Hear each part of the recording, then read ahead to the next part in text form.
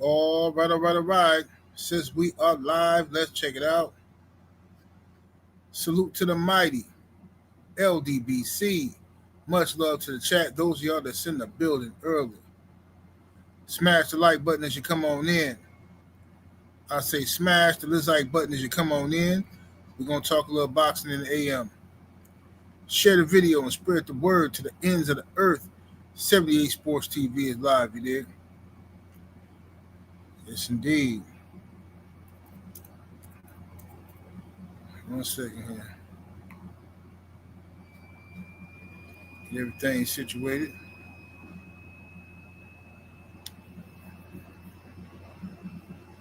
All right. Yeah.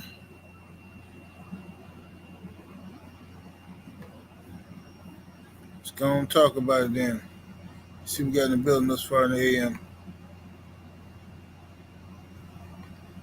Rod Neal, the homie in the building. Jalen Hudson, Anwar Willis, CDG, Cuddy. Let me see here. Joseph Brown, Gabe Moore, Roster.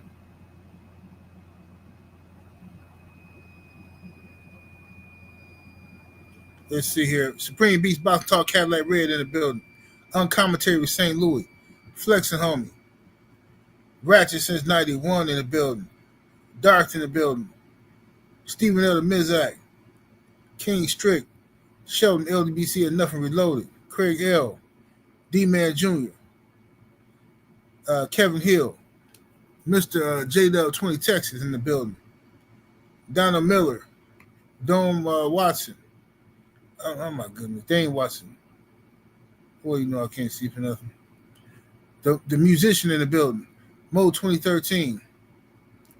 D-Man Jr. The Brothers UK. Sister Cameron Fields. How you doing, sister? She changed her name to Combos with Cam. It's good stuff. Nina Brown Boxing, what it do? Oh, Nina, she got the notification. That's what's up. Let me see here. Said Justin Jacobs. Gemini 369. Let me see here.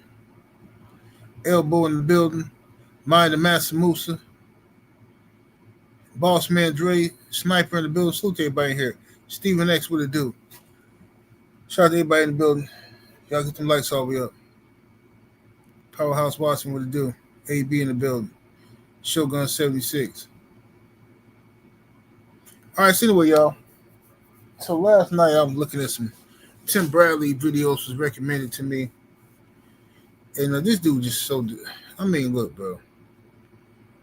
Tim Bradley really irritates me. And I used to love Tim Bradley when he was fighting. I really loved Tim Bradley as a fighter. You know what I'm saying? So I try not to mix my personal feelings about somebody. I try not to let my personal feelings, if I dislike them, interfere with my logic and reasoning when we're talking about something else about that person. But Tim Bradley has been out here defending Tank Davis a little too hard. I mean, every time you see this dude, he out here justifying oh yeah, Tank. Ooh, man, look. Man, I'm telling y'all, man, y'all better pay attention. Man, Tank ain't playing, man. Ooh, man, I'm telling you. Man, I'm telling you, Tank ain't playing. Tank ain't fighting. Tank ain't got to fight these guys. Tank want to get his money. He got a right to get his money. Ooh, like, dude, shut up, man. Just like, bro, we get it. Tank don't even respect you. You doing all this D-riding for Tank, but Tank himself don't even respect you. What's up, Freedom's March in the building? Mind the Master Musa, what it do? Tank still call you the B word, call you out your name, totally disrespect you, and you still out here defending this man. It's unbelievable. Powerhouse Watson is in the super chat with the 2-piece. Appreciate the love, good brother. He says Tim and Tank got different strains of jig germ. Yeah. Yeah, for sure. Tim Bradley is ridiculous. So Bradley, Timothy Bradley says that Tank is basically justified in the ducking he's doing. Then he's supposed to be so cool with Shakur and Crawford. He hating on them. He talking about Shakur need to move on and fight guys like Teofimo Lopez, Ryan Garcia. He don't need Tank. Forget about Tank. You don't need Tank. Blah blah. But he's saying this after defending Gervonta Tank Davis ducking. People like Tim Bradley are what's wrong with the sport of boxing. You understand? When you got the big wigs involved, and these guys are doing everything they can to keep good fights from happening, then you got to blame them, period. You got to blame them. Timothy Bradley had too much power sitting on ESPN covering the fights and lying to the fans. Darth is in the super chat with the 5-piece. Much love and much appreciation, good brother. Said Bradley glazing heavy with them biscuits. Yeah, he can't help himself. He can't help himself. You know what I mean? So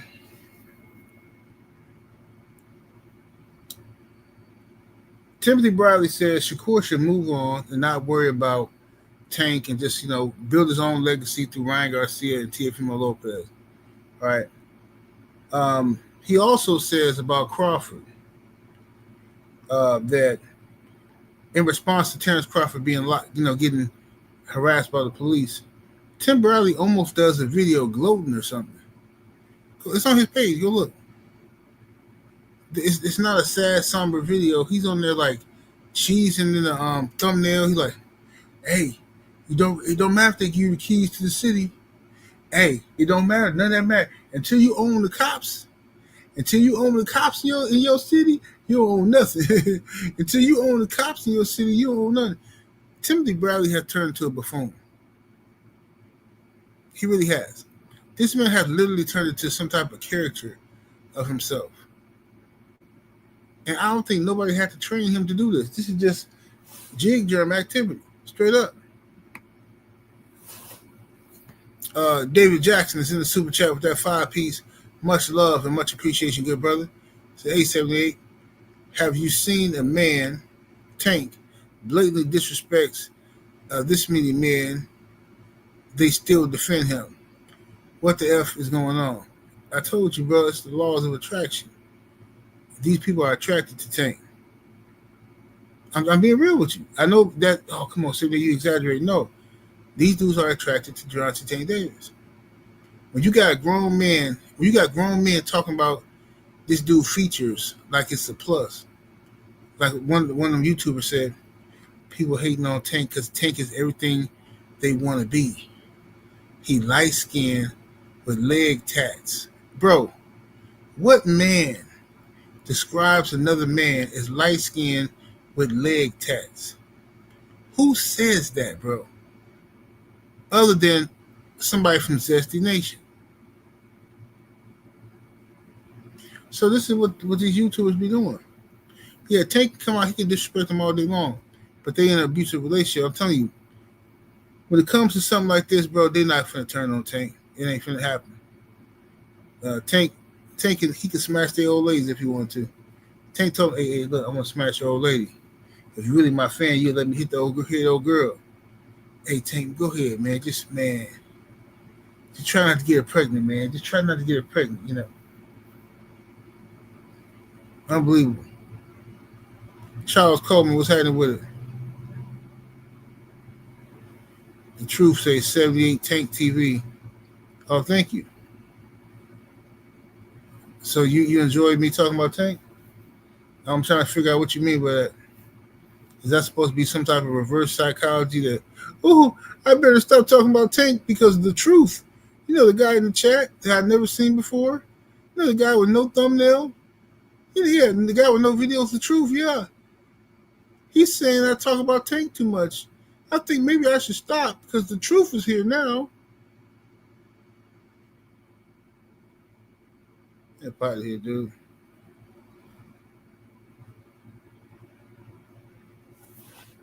All that does is make me want to do more videos about Tank.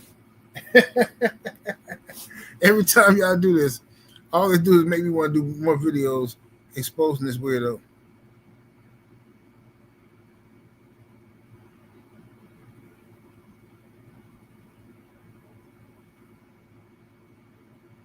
Said Lubin. So I want Lubin to start to Ortiz.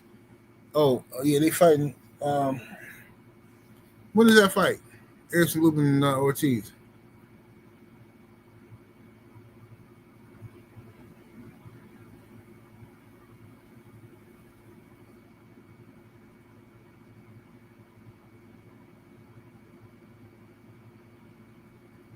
November 8th.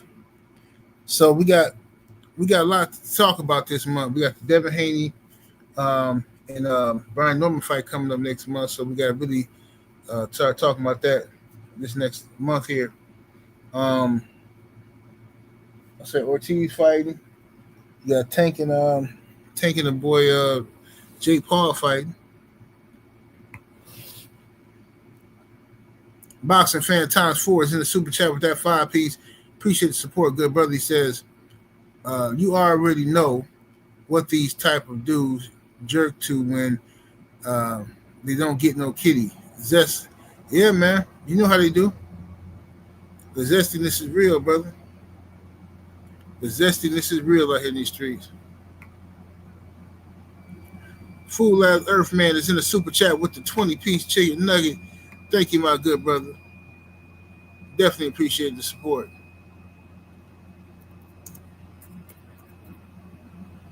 Definitely appreciate that.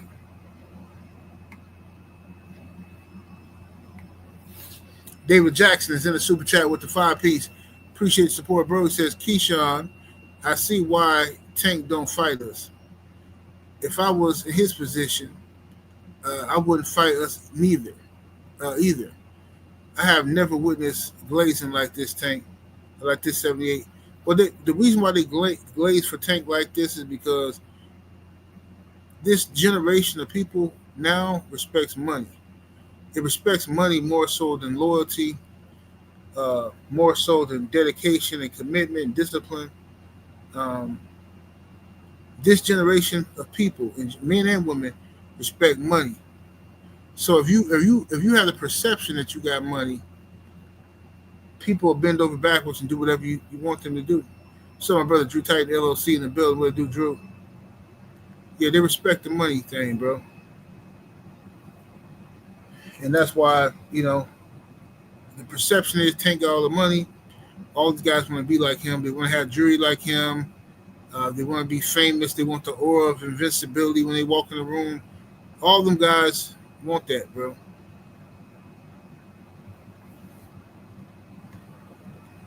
Patrice in the super chat with the 2-piece.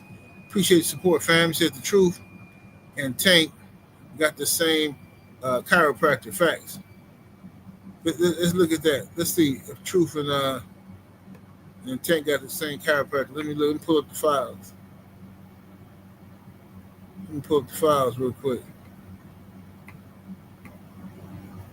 Where the files is at?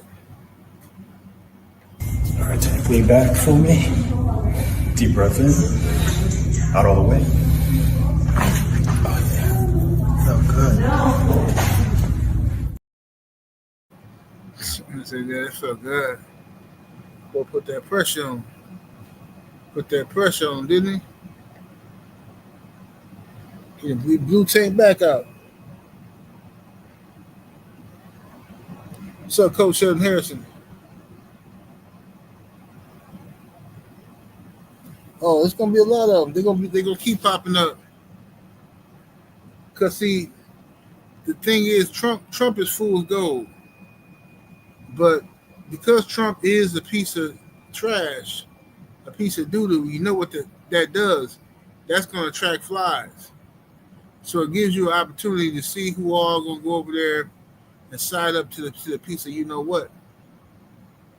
You know?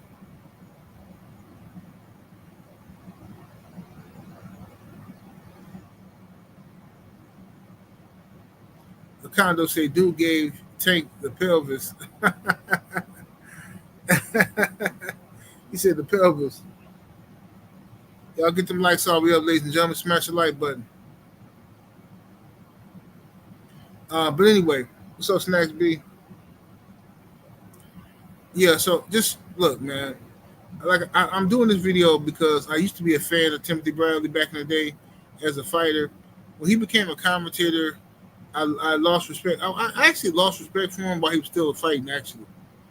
And what happened is, one, he used to be with a trainer named, I think it was Joel Diaz. I think that was his name, Joel Diaz. And he was a good trainer. And Bradley was basically undefeated with this guy. And then something happened between Bradley's wife and the trainer. I'm not sure exactly what happened. I'm lost in time at this point.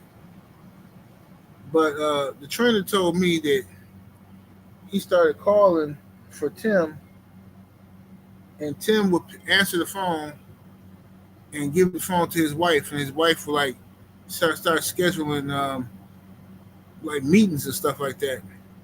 Now this is how I know he wasn't lying. Tim Bradley did the same thing to me. I used to interview Tim Bradley like, I don't know, once a month. It probably at the height of my relationship with Bradley, as far as the internet goes, probably about once a month I was interviewing Tim Bradley, phone interview, something like that. And I remember calling him one day, and he answered. But I respect, I did, instead of just saying, oh, hey, Tim, what's up? I did say, hey, this is 78 Sports TV, calling for Timothy Bradley. And then he gave the phone to his girl, his wife. So she said, hey, how you doing? I said, hey, this is a 78. She said, oh, Tim, he was just on the phone. So right then and there, I stopped liking the dude. I'm like, okay, this dude's a weirdo. You know who I am calling you. You want your wife, you want to feel important so bad that you're doing goofy stuff like this. It's ridiculous. So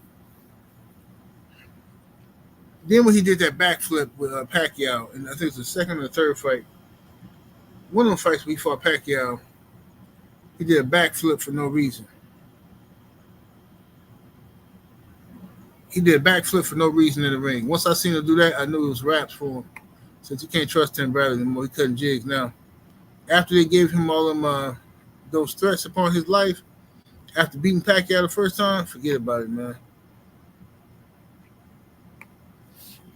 That man turned on that jig drum, activated it full time. George Benson is in the super chat with the 5-piece. Much love and much appreciation, fam. He says 78. What's your thoughts about Turkey putting pressure on these sanctioning bodies? I'm for it, as they are a huge reason why boxing is where it is. Yeah, I don't mind Turkey putting pressure on the sanctioning bodies. To hell with the sanctioning bodies. The sanctioning bodies have been corrupt for years. They always want to be seen. They're robbing fighters.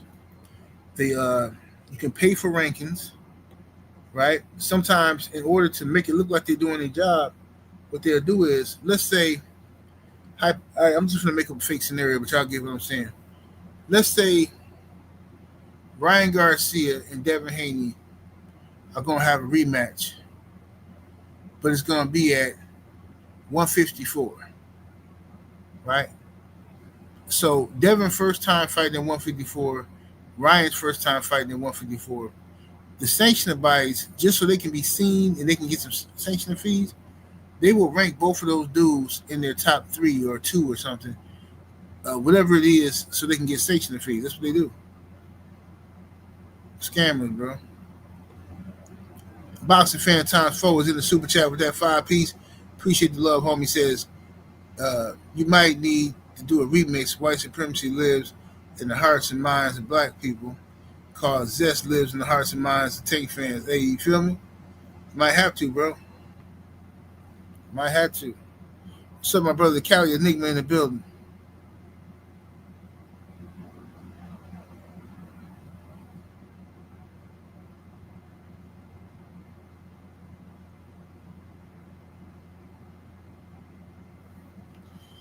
me see here.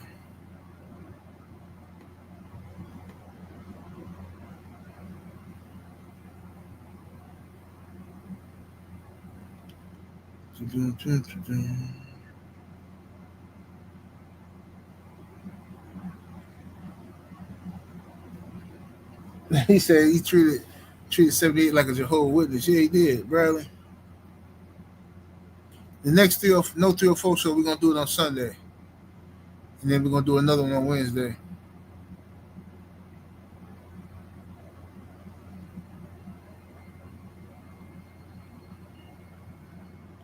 Patrice says sanction fees are the biggest scam next to the IRS. Absolutely agree. Can't stand the IRS, bro. Bunch of crooks, the IRS is.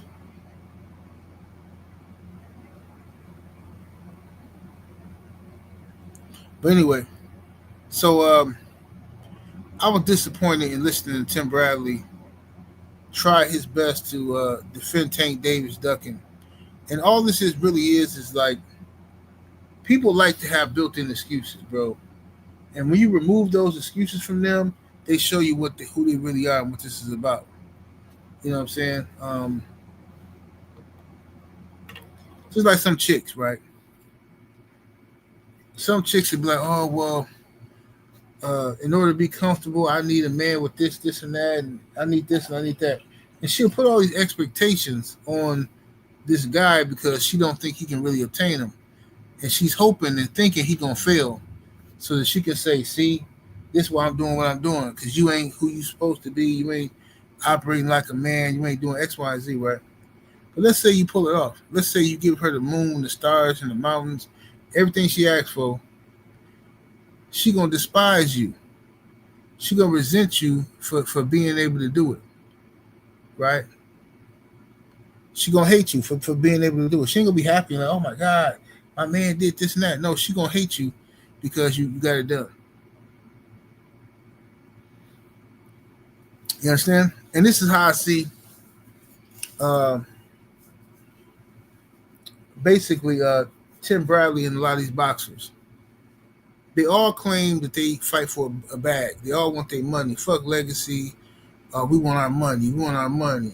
You know, I look at Evander Holyfield and Riddick Bowe. Look at Muhammad Ali. These people are shaking and all messed up. Man, boxing owe us a debt and blah, blah. Okay, cool. All that sound good. All that sound good. But this is the problem. If you say you want the bag so much, then a guy come into boxing with the bag and he throwing money around like it's food stamps. You know what I'm saying? Why are you fighting against it? Why are you anti this guy? Why are you ready to retire now? Because the jig is up, the scam is up. I try to tell y'all this about when Floyd was running this little scam. He coming out there with the ski mask on, talking about a quick robbery, another way to steal from the bank real quick, steal a pot, and you still have black folks running around here supporting Floyd like, hey man, Floyd, that dude, Floyd. Listen, man, Floyd's an excellent fighter, but I can't support him because he don't never have black folks in mind when he's making his decisions. I've seen Floyd stand up for the state of Israel in ways that I've never seen him stand up for black folks ever. Ever. Floyd goes out of his way to disrespect his people, disrespect black folks, and go above and beyond to kiss the ring of 24 karat people.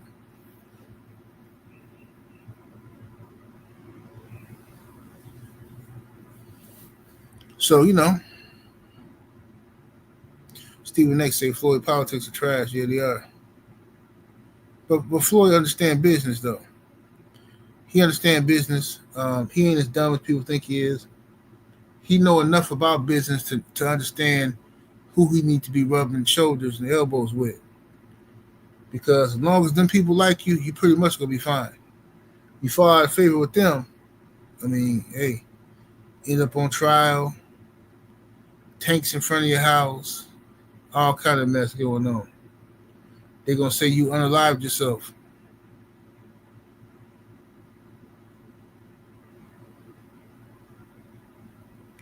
So who was that Floyd got into trouble with?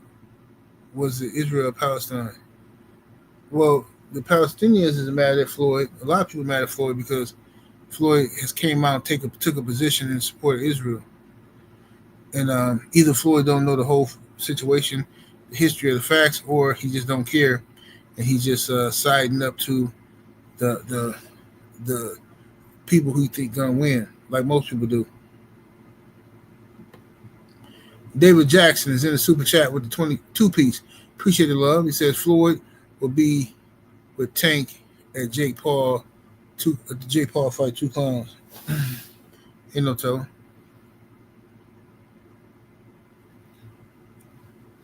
He said Floyd is back with Miss Jackson. Yeah, because he's a simp. Like I told y'all. I told y'all this years ago, Floyd was a simp. He's a dude who got money, but y'all shouldn't be looking up to him. The only thing you should be looking up to Floyd with is the way he dedicates himself to his craft. He want to be the best, and he live the fighter lifestyle. That's something to look up to Floyd about. But the rest of the stuff, man, Floyd, come on, fam. No.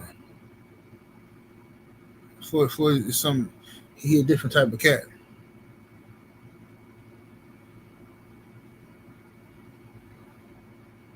What's up, Trill Will?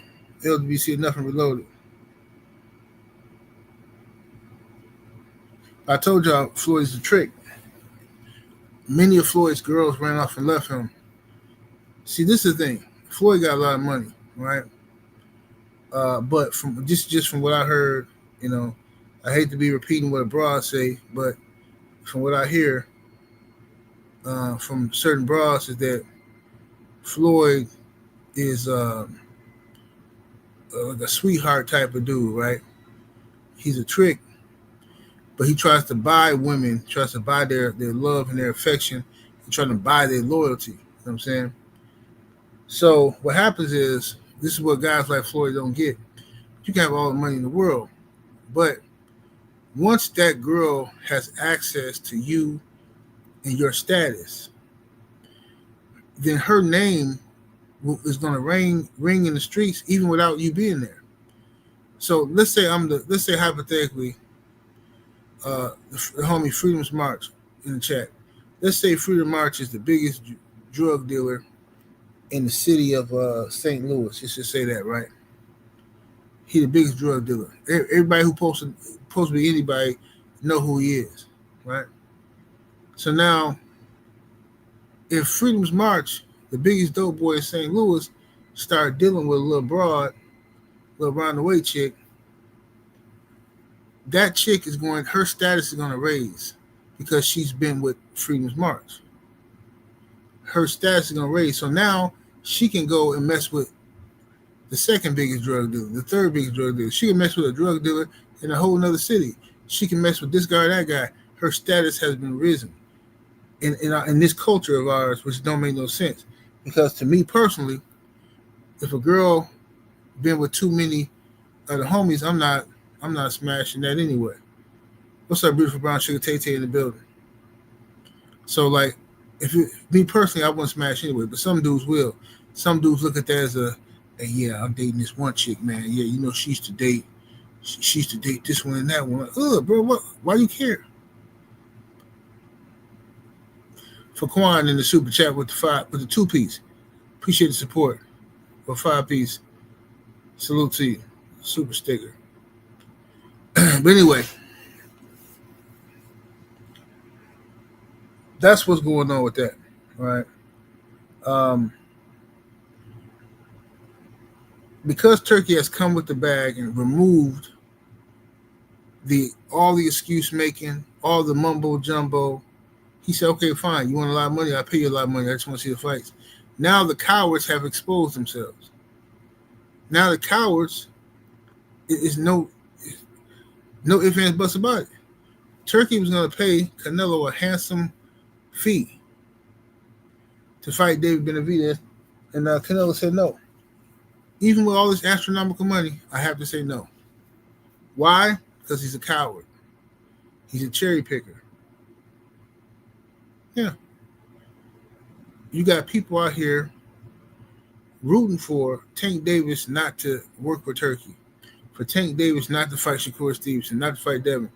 And I'm disgusted by it, given by the simple fact that for years we've been on here telling y'all I've been telling you, Tank ain't gonna fight these dudes. He a coward. Tank fans that come to my page, nah, bro. Nah, man, you tripping, bro. You a Tank hater. So all you do is hate on Tank, man. Well, it's been like, 6 years of me supposedly hating on Tank? I've been saying the same thing. Has he fought any of the guys yet? In that whole 6 years, has he fought any of these guys yet? No. The answer will be no. So you mean to tell me in 6 or 7 years, Tank Davis has never had an opportunity to fight Devin Haney? Because for some strange reason, the circumstances was never right for that fight to happen, right? According to Tank fans. So for the last 3-4 years, whatever, Shakur been down there, Tank can never make a fight with Shakur, right? All the time Lomachenko was down there, Tank can never make a fight with Lomachenko.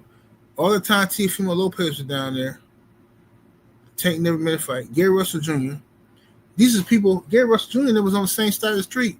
Because, a lot of Tank fans say, well, man, Tank and the PBC don't do business with Bob Arum now, man.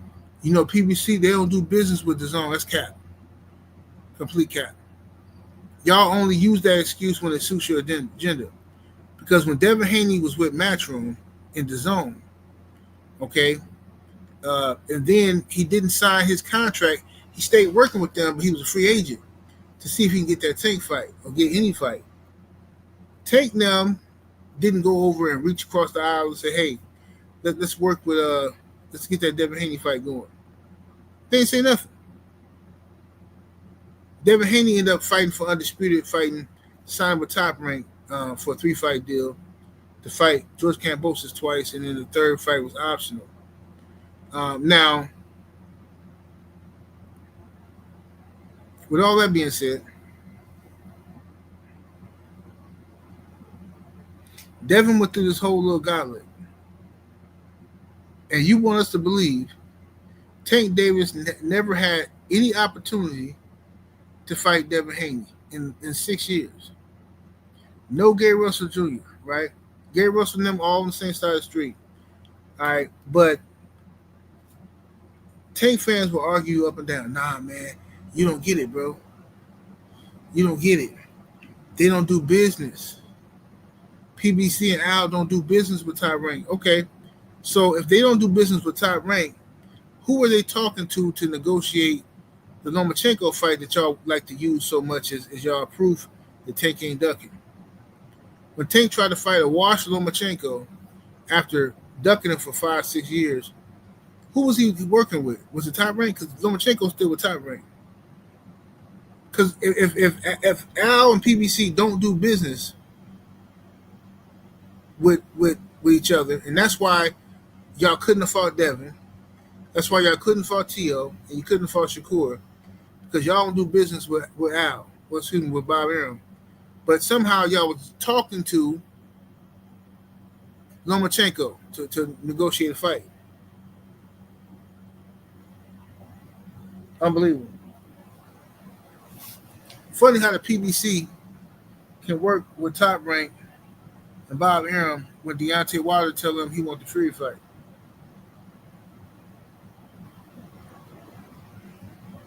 Funny how they can work with Matchroom when they want to make Sean Porter and Kell Brook, or Anthony Joshua and Charles Martin, or Anthony Joshua and Andy Ruiz. They can all work together. It's funny how the PBC can work with all these promotional companies when it suits their agenda. But Tank fans will have you believe PBC don't work with these guys. Y'all got to come up with some new stories now. You got to. PBC is already working with Turkey. They already are. They're already leasing out their fighters to Turkey and stuff. The PBC has no platform. The PBC has stooped down to the level of working with Jake Paul. And they had to put their best up against Jake Paul just to make ends meet, pay some bills. Now I'm gonna tell you something. PBC going with this, they in some financial ruin. They're in financial ruin. And half a tank purse, I'm telling you right now, it's finna go to paying fighters their back purse. Tank thinking he finna get all his money, you ain't getting all that. PBC finna, they gonna give you some money, maybe 20, 30 million. The rest of that money going to pay other people.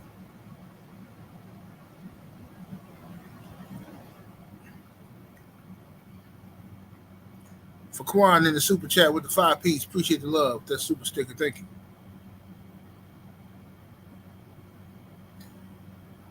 Nogazito, what it do?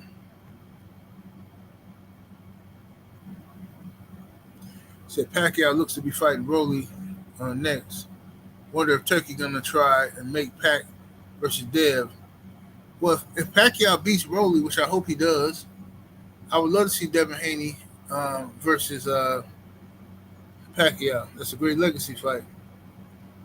You know what I'm saying? Pacquiao's still a legend. He's still active. He's still fighting real fights. So, yeah, that's a name to put on your resume. Devin has to first get past Brian Norman.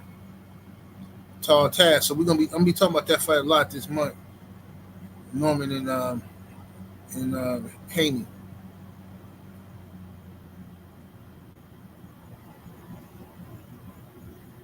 Sonny Augustin says we have boxing YouTube lawyers lying to fans. What they lying to the fans about, bro?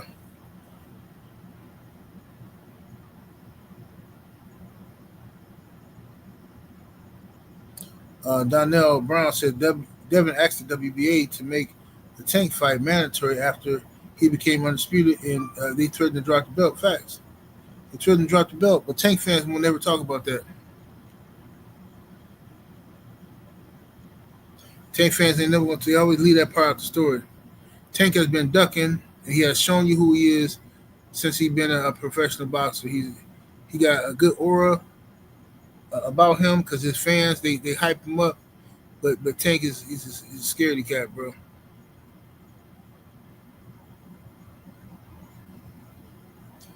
D-Man Jr. say Pac-Man might put him to sleep. Man, you don't know. Broly can punch, but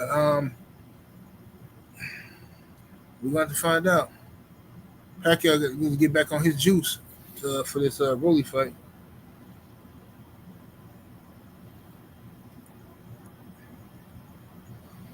That's what we need to do.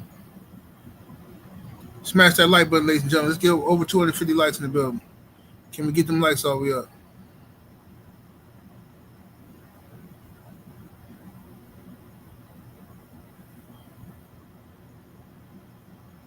Let me see here.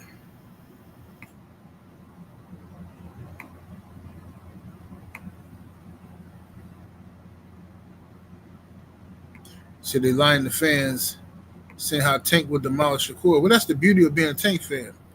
The beauty of being a Tank Davis fan is you don't have to actually prove and show and tell anything that you're talking about.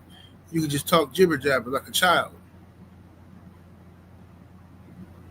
I mean, you remember you was a kid and the kids say stupid stuff like, my daddy can lift up this whole building.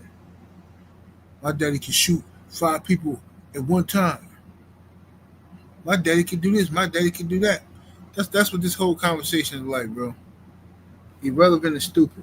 Because at the end of the day,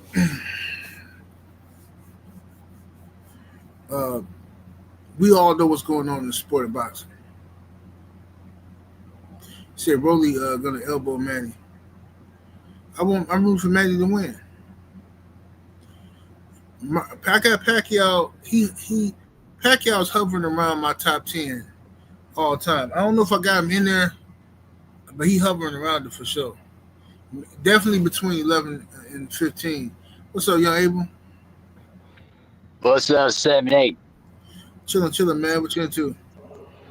I'm officially the IRS since I'm still waiting for that package. Oh, wow. I'm just giving you crap. Nah, you good, though. I got you, though. But Hey, I'll text you behind the scene. No worries about it. But let's stay on subject. yes, sir. What you think about Tim Bradley defending Tank Davis? It takes one to know one, the same side, the same guy that built the phrase. I don't fight somebody else from my other side of the street. Remember that phrase? Yep, Tim Bradley. Yep. He's basically the disease that hasn't been arrested. You know what I'm saying? We need some true will assistance. We may need to lock up some AR-15s, some grenades, and readjust his thinking a little bit. Mm-hmm. The other thing here is that I'm just waiting for Tank to just retire. I'm just I haven't cared too much about Tank anyway. But the point is though, bro, like you're supposed to fight against the best, and you don't want to fight the best. So then you know what? Just make your money, leave the sport. We got other fighters that we can basically watch upon and say, hey, this guy might be the goods. Let's see how he develops. Like Abdullah Mason. That's a good one to start out with. You know what I'm saying? Obviously Devin, obviously Brian Norman Jr. We got a lot of young up and coming fighters in the game right now that we can look up to and say, hey, let's see how he develops. Let's see how he can develop against the best. So we don't need to worry about Tank Davis. Screw him. Yes, indeed. Mastermind, what it do, brother? Hey, how you doing? 78 Sports TV, big fan. I was calling, listening to your program, and they're phenomenal. I watched the fight again. I gotta give credit to Canelo. I think he fought well. I did because I was so blown away by Crawford's performance. I didn't look at Canelo's performance. I think he did good. He did good, but Crawford chin lasted. He didn't wobble Crawford. If he could have just wobbled him, he probably could have got him out of there. But his chin was probably more than Canelo expected. And I wanted to get your thoughts on that, sir. Yeah. I think Canelo definitely was shocked when he saw Crawford set the tone, just like he did in the Earl Spence fight. Crawford came out and he attacked Canelo, right?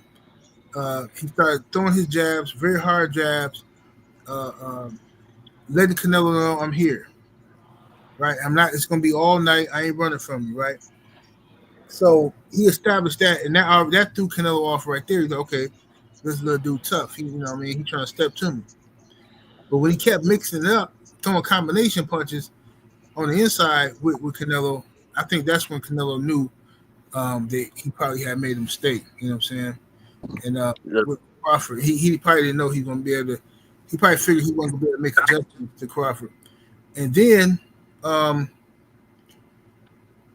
looking at what Bud, looking at Canelo. Canelo he fought well. I agree with you. I thought Canelo fought a real good fight. You know what I'm saying? I thought Canelo fought a real good fight, and Bud was just that much better because Canelo wasn't making that. Canelo was making the same mistakes over, but it wasn't a lot of mistakes. It was like one or two mistakes he was making. And Bud is good enough to know what mistakes he was going to make and how to capitalize off of them. But all fighters get in the ring and make mistakes. So that's a credit to Bud Crawford and his team preparation. Yes, sir. And the 78, the southpaw position was problems. And remember, they told you if this guy if he stays in the southpaw 3 rounds, 7-8, it's over. They said his confidence level takes over, and he has the glow like the last dragon. So they say if he could stay in the southpaw position 3 rounds, he has you figured out as a boxer, and he's probably going to end you. So I think the southpaw position gave Canelo problems, and that's why he couldn't he couldn't finish him off because of the weight. If they was more equal, he probably would have TKO'd him. But because of the 3 weight class jump, he had problems finishing off these guys. They was too big, 7-8. So I think if they was more his size, he gets the knockout like he was doing the welterweights, all 100% knockouts. Okay, no doubt. Brother Kondo, what it do? What's going on, fam? Chilling, bro. Yeah. This Tank situation. I really think that he was he really not about competition at all. I think really he's just about getting money and stuff like that because you avoided too many fights, and you willing to put on a clown show with Jake Paul and stuff like that. So he's always been about getting money and not testing himself. See what I'm saying? Other boxers, they'll fight. They'll take on a big fight because they want to test themselves. They want the money too. That's a part of the sport. But if you're not willing to test yourself, nah. Right. So I think he's always been about the money. Yep. Not the competition at all. So Shao Kahn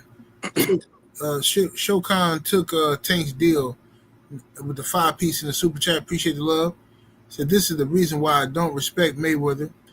He's not a top 10. He says Tank Ryan learned this from him. Mayweather fans are Tank fans. Yeah, Mayweather definitely messed up the sport to me. I used to be against that. I used to hate when people say that. I thought it was some racist nonsense. Oh, Mayweather messed up the sport. But the more I think about it, the more I'm honest about it with myself, Floyd era did mess up the sport because Floyd was so fixated on being undefeated and making his money, and belts don't matter and all this type of stuff. That's what he say. But he always bragged about how many champions he beat. He never talked about being undisputed. And the reason why is because Floyd don't want sanctioned bodies telling him who he had to fight. So he manipulated the WBC for years because WBC is not going to force Floyd to do nothing. What's that guy from Argentina that was Floyd mandatory for years? Argentinian guy for the WBC. Can't remember. Anybody in the chat remember that Argentinian guy name? Not Maidana. He was a real solid welterweight, and he was Floyd's mandatory for years. Are you talking about Carlos Baldomir? No, not Baltimore. This is after Baltimore. This is like, man, what's that dude's name? See, we used to talk about this. Sergio Martinez? No, not Sergio. No, not Diego Chavez. Not Sergio. It was another guy who was Floyd's mandatory. He was known as a good boxer. I mean, he couldn't have beat Floyd, in my opinion. He couldn't have beat Floyd, but it was just Floyd had special privileges with the WBC. Same thing Canelo did. Canelo had privileges with the WBC. The WBC tried to get tough. No, not Asalito Freitas. I'm gonna look it up in a minute. I forgot his name. Matter of fact, let me call my guy. He might know if he ain't busy. Let me see.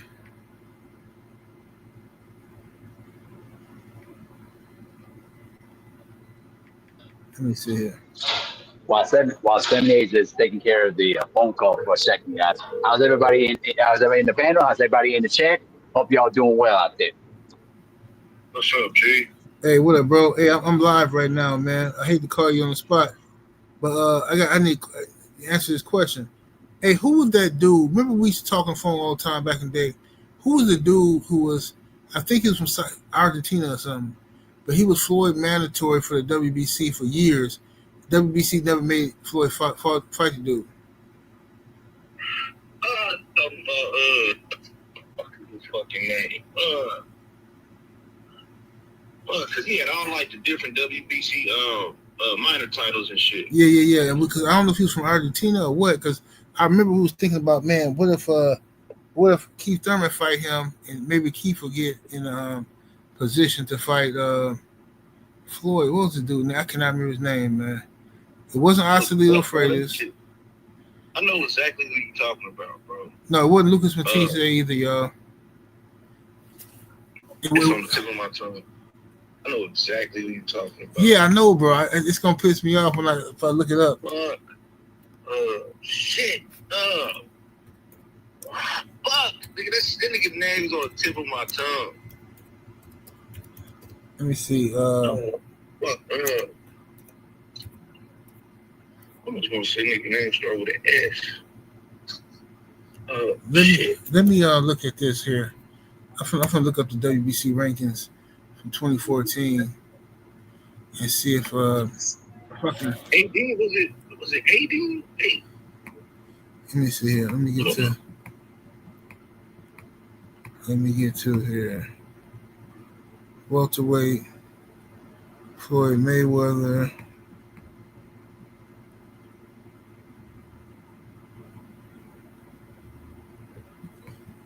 They're not showing.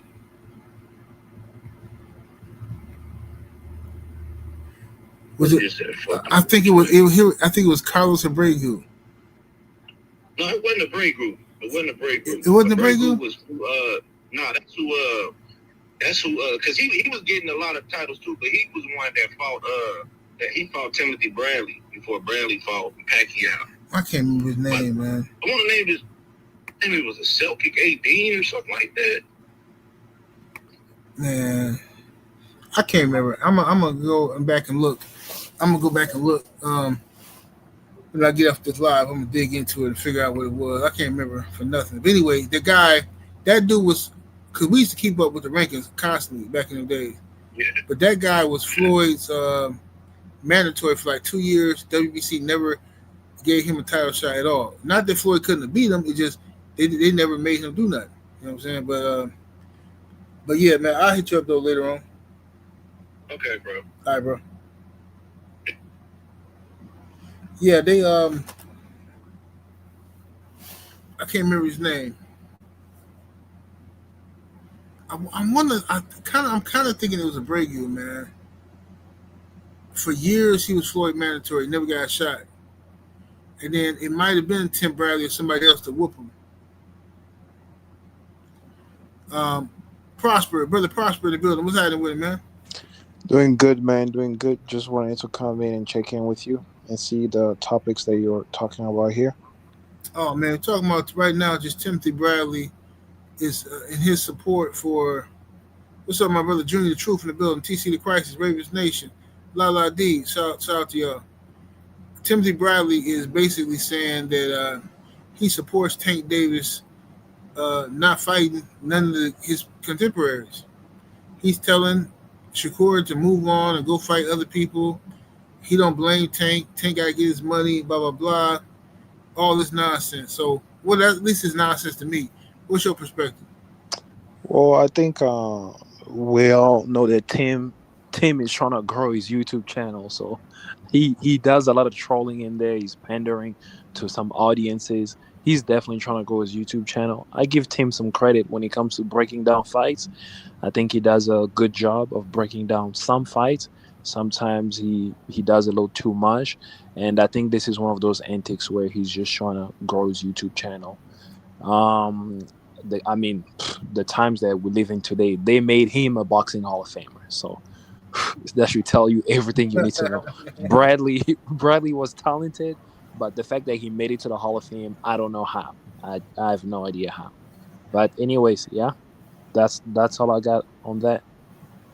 Okay, that's an interesting question. Let me go Definitely to all y'all on that. What makes a boxing Hall of Famer? What's your personal criteria for somebody to be a Hall of Famer? We're not saying that they're the best 10 fighters of all time, but a Hall of Fame boxer. They did enough in their career to be considered one of the greatest, you know what I'm saying, ever. What's your criteria for that, Mastermind? Tim Bradley, he beats the criteria hands down. You know, you was right there with me, 7-8. He was fighting top tier competition in premier shape. He couldn't be stopped. Out of California, he was dominating these guys. I mean, they was top premier guys, and he won at the top level. He beat Manny Pacquiao at his best right before Floyd fight. So he took that L to Manny. He's definitely a Hall of Fame. I mean, it's no first ballot, sir. I mean, he's not Kobe Bryant, but he's like Tracy McGrady. He's like Carmelo Anthony. I give him Okay, that tick. so you're saying that he might not be an A-lister, but a B-lister for sure. For sure. There you go. There you go. Right there. Right there. Right there. Premier B lister. Yeah, great. Yup. Okay, Kondo, what's your thoughts on it? What's your criteria? Well, um, I would like to go by body of work and who you fought and the level of competition. But I mean, they let a fictional character in the Hall of Fame, so it's hard to say that what is the actual boxing criteria here. You know, Rocky deserved it also. nah, Hey, bro, said Rocky deserved it too. nah, man, quit He playing. did 7-8. Yes, he did 7-8. Okay, We okay, always in it for folks. No, man, stop let him playing, finish man. his thought though. Let him finish his thought. Go ahead, bro. But yeah, it's hard to say, when you got that going on. So, what is the criteria?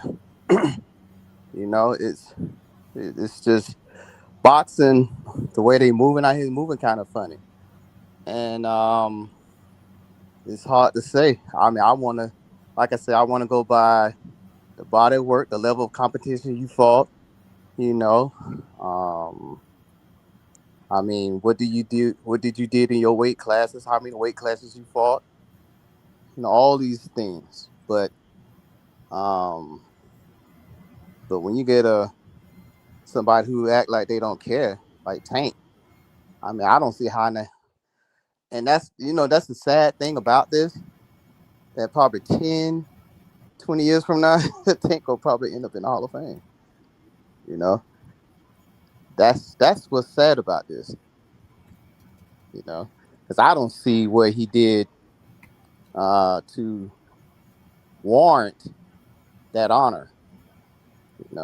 When you're constantly ducking your contemporaries and you got all these fights on the table. So I don't know. The criteria for Hall of Fame. It just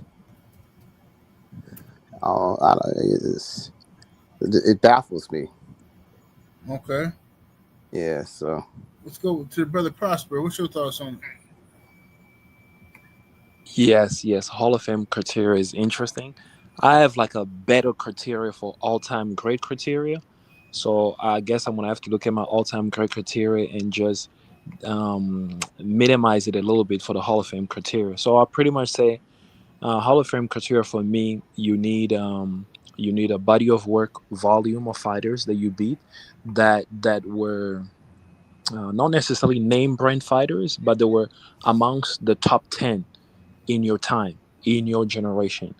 And then I'll say you need to have at least two, well, not at least, if you can have two elite fighters that you beat of your generation, then you should be a Hall of Famer. When I'm looking at Bradley here, he beat Ruslan Provanikov, and that was a very close fight. That was a close fight, and Ruslan didn't really stay for long. He beat Manny Pacquiao the first fight. That was a close, controversial win for him.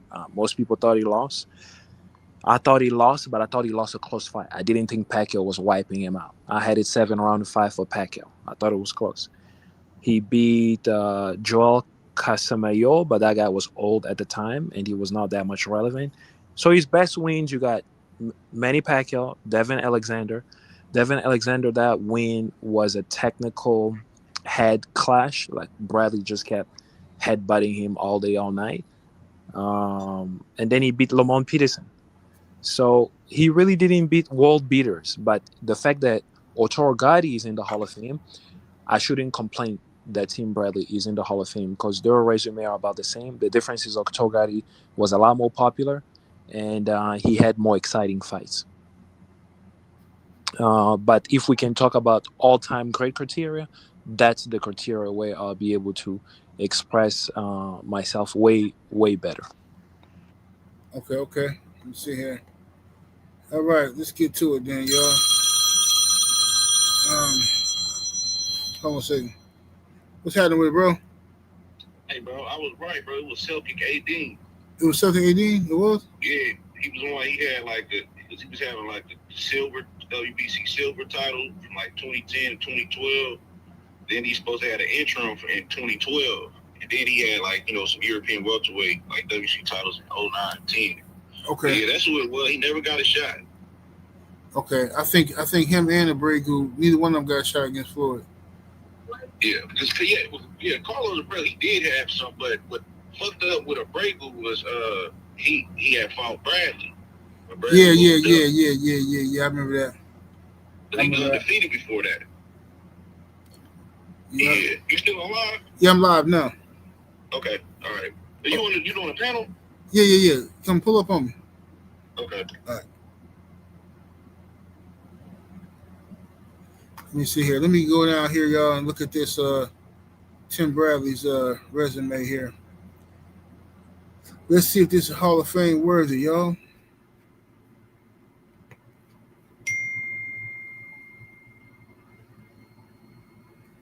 Let's see here. 33 wins, 13 knockouts, 2 losses, 1 draw. All right. Let me scroll down here. Let's get to the bottom of the bottom. All right, let's start about right here.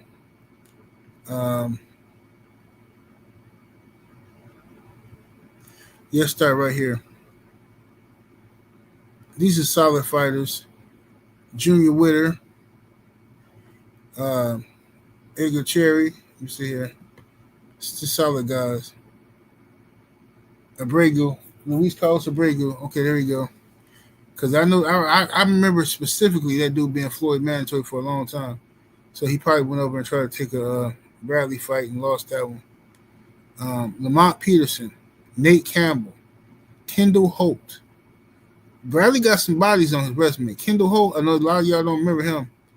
Nate Campbell, Lamont Peterson, Abregu, Devin Alexander, Joel Casamayor. Oh my God, Bradley got some squad up here.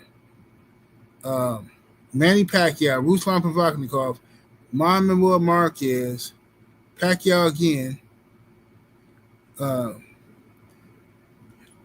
Diego Chavez. I don't know how that ended up being a draw.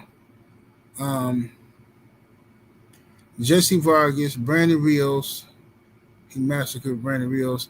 Fought Manny Pacquiao for the 3rd time. To me, that's a Hall of Fame. That's a Hall of Fame career to me. Now, my standard is a little more lax than y'all because I'm looking like, okay, Bradley fought a lot of good people. He beat a lot of good people. He stayed on one side of the street. He didn't like to venture out and do all this other stuff, but I thought he had a Hall of Fame career. I'm sorry, man. If Arturo Gotti's in the Hall of Fame, Tim Bradley's in the Hall of Fame. Gotti is in the Hall of Fame based off of a bloodbath series between him and Mickey Ward. So if one bloodbath trilogy can get you in the Hall of Fame, then surely Tim Bradley resume can get you into the Hall of Fame. I'm just trying to figure out. Well, anybody disagree with that? I don't disagree. I mean, I think he has a Hall of Fame. I mean, he like you said, he got bodies on his resume, and that's the thing. What I'm saying is, what is actually the criteria? Right. Because when I go back to say a fictional character, like you put a fictional character in the Hall of Fame, and we all know movies are scripted. Right. So that's my thing. TC the Crisis say Bradley and Alexander was a big test at the time. Yeah, that was a fight that, see, a lot of y'all youngsters don't, if y'all weren't watching boxing back then, Bradley and Alexander was the it fight. They're 2 undefeated Black American fighters. And, unfortunately, it was a sad fight because all the headbutts and stuff like that. But, yeah, it definitely was a meaningful fight.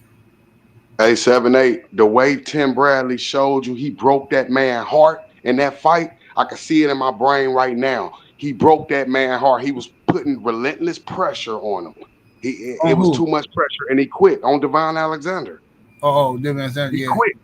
He put pressure on it. You seen it. We seen it. He quit. He didn't even want to fight no more because he couldn't stand the pressure. It's like he don't hit that hard, but he got so much pressure, you break down mentally and physically, and he gets you out there at decision.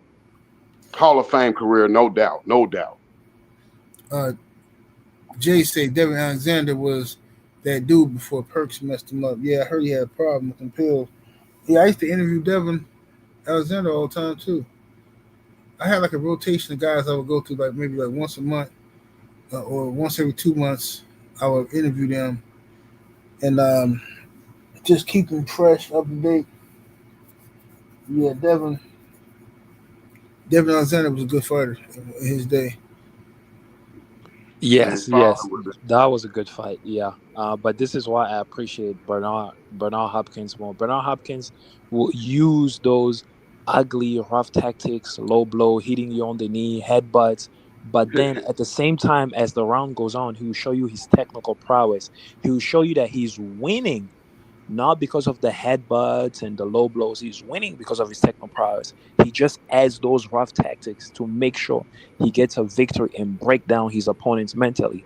But when I watched that Bradley Alexander fight, man, that was an ugly, rough fight to watch, man. There was nothing technical or pretty. I mean, Bradley just put the pressure on him and headbutts this guy all night long. So I know we want to give Bradley his credit, but I just hope he showed a little bit more technicality in there. Because Bernard, people used to say he's boring. I always enjoy watching Bernard. He's gonna use rough tactics that Duran used, Holyfield used, all of them, headbutts, low blow, and all of that. But he's going to show you his technical side with the jab, the right hand, slip and counter, all of those. But Bradley was just, headbutts all night. He made that boy quit. He was coming so much pressure. I love that fight. He made Devon say, I don't want no more. And this is an elite fighter, one of the best fighters you ever seen. He didn't even want to fight him no more. That was a Hall of Fame performance. Pressure, bust pipes. Who got the victory? Bro, if a hard, bald head is headbutting you all night long, man, most people gonna quit, man. Come on. Quit 7-8. Give me my money. I'm going home. I'm about to put the check in the bank. Hey, all we in it for W. I don't care about all that. Hey, homie, Roster says Prime Bradley beats anyone at welterweight any given night. Interesting. I think I can name a few people that beat him, but I understand your point. I think Bradley was a very good fighter at welterweight. He stayed in shape, had a good motor on him, had heart, could box. Bradley is definitely an all-time great, bro. Because now that I'm thinking about all the welterweight, it's only a few people I can think of that easily beat Bradley or that beats him. I think Floyd beats him. I think Crawford beats him. I think Earl Spence barely beats him. Ray Leonard. Who? Ray Leonard. Ray Leonard beats him. Thomas Hearns beats him. One of those you missed on. The first one you named, no way. He feared Tim Bradley. They was in the same era. He didn't want no parts because he knew his work ethic. He worked out just as hard as Floyd, and Floyd ducked him. No, I think Floyd definitely avoided the confrontation. I don't think Floyd. I wouldn't use the word duck without using the word duck to Tim Bradley too. Because Tim Bradley, he was the one created that term. Other side of the street. Tim Bradley was the one talking about some. Well, I'm being lower to the top rank. I ain't finna.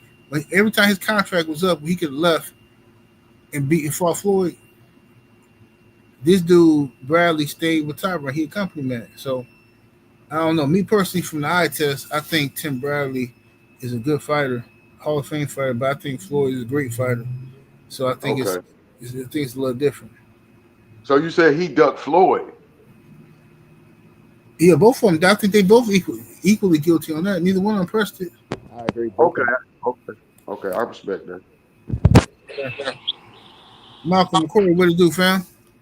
What's happening with you, bro? How you? Oh, doing good, fam. Doing good. Just over here shooting the breeze with the fellas. That's what's up. What's your thoughts on what we cooking on, man? Tim Bradley, Um, side with Tank. man, Bradley is a weirdo. Bro. Hey, He a weirdo. you got an I hear it too. I don't know why. Turn your down that you listen to the show. My bad. Hold on. Yeah.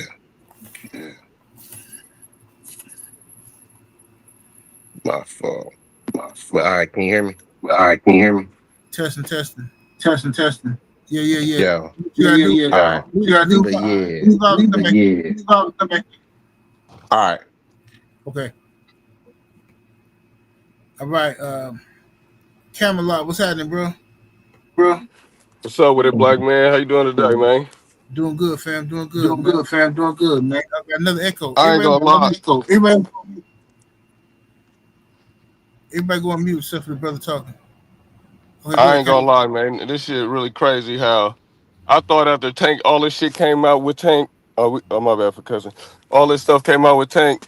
His fans still riding with this man after he blatantly ducked Haney, Loma, and Shakur, and they just keep giving them passes. And Tank keeps saying, I don't want to give them the bag. But you giving all these Mexicans, other races the bag. Like, and Turkey tried to give you the bag. So it's like, it just don't make sense to what he be saying. And then Leonard tried to bounce back, like, you ain't even been around. And you trying to come ride for him. You the main one that was, oh, we had dropped the belt to you. Can't nobody make us fight. I'm like, bruh, they really slow, like, or they trolling or something, like, just make me so mad. But I think he gonna be gone after this Jay fight anyway. So it's like, get up out the sport, man. Yes, indeed. Let me go to the brother King G, the box artist in the building. Yo, what's up, man? I hear y'all got like multiple conversations going on. Shoot, I'm trying to figure out which one I want to address. Whatever you want to address. Yeah, well, I want to touch on that Bradley stuff first, G. Like, I feel like Bradley, he could have fought Floyd, bro. He didn't really want to fight Floyd. Like, and I'm speaking as a Bradley enthusiast. Like, I loved Brad. Like, Bradley's one of my favorite boxers when he was fighting. Like, hands down. And I wanted to see him fight Floyd. And if anybody was in the perfect position to fight Floyd, it was Bradley when he beat Pacquiao. And it was really Bradley when he beat Pacquiao and he beat Marquez on the juice. And he could have, he wasn't in no top ranked contract. He could have left the contract. Everybody would have been calling for that fight, but he chose not to go that route. You know what I'm saying? And he stayed over there with Bob Arum and gave 2 L's to Pacquiao, which was dumb. But you know what I'm saying? Like, I don't think like Floyd would have fought him, you know, and I think Floyd probably would have beat him, looking at the energy of both guys back then. But as far as like Tank, bro, man, I ain't gonna hold you. I don't give a shit about Tank Davis, bro. He lost his last fight to a lightweight. You know what I'm saying? Like a lighter than lightweight.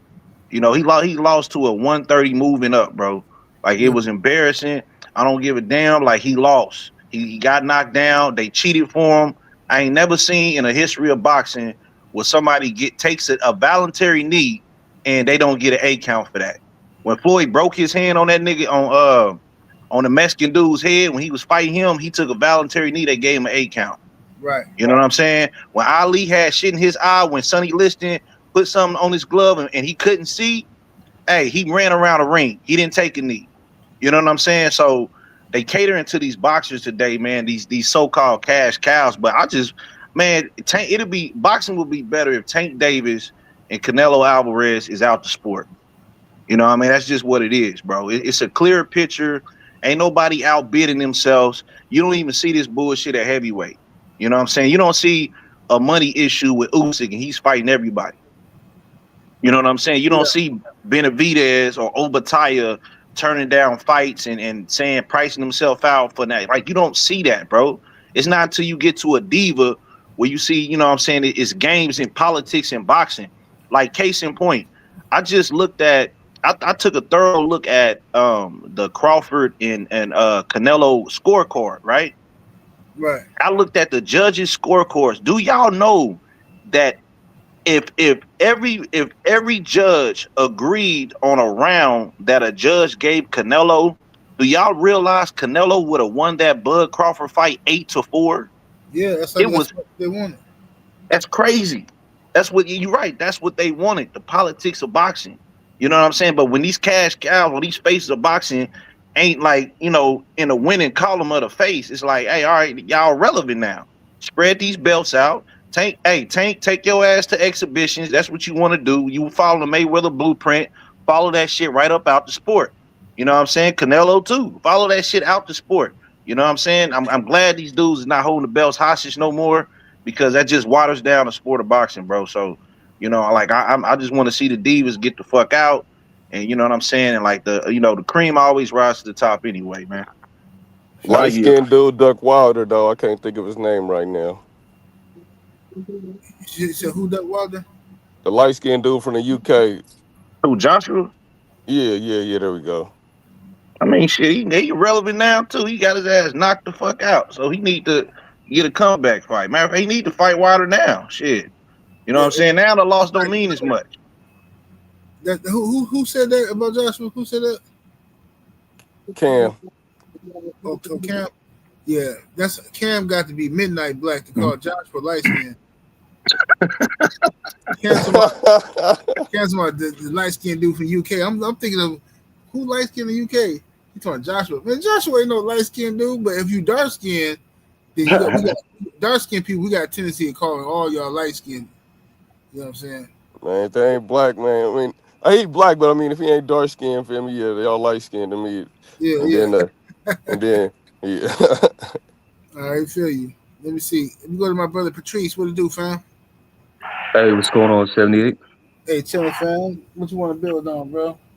Yeah, man. When it comes to salute by the way panel, when it comes to Timothy Bradley, what we're seeing right now is just him getting that wake up call a little bit, because these last big fights that he's had, I think he was expecting to get that call, and he didn't get that call. Andre Ward got that call. They even called Max Kellerman back and some of these other guys to promote the fights.